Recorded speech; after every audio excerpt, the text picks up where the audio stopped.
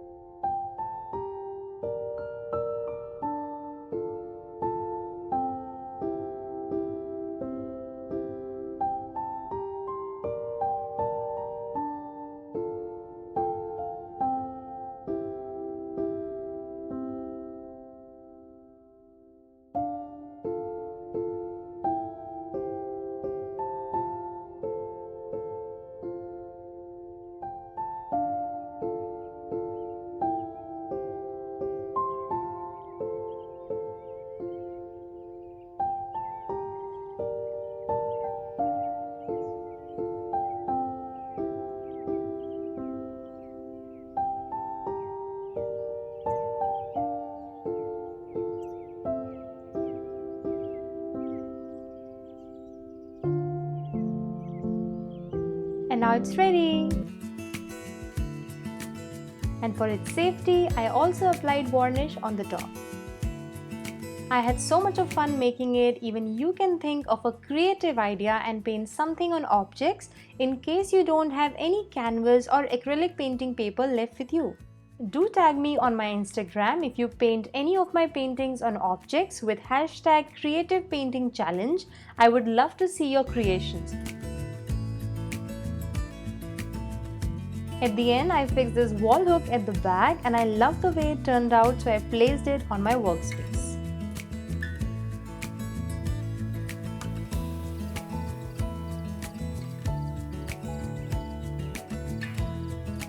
I hope you enjoyed the video and I'll see you very soon in my next video. Till then, take care and thanks for watching.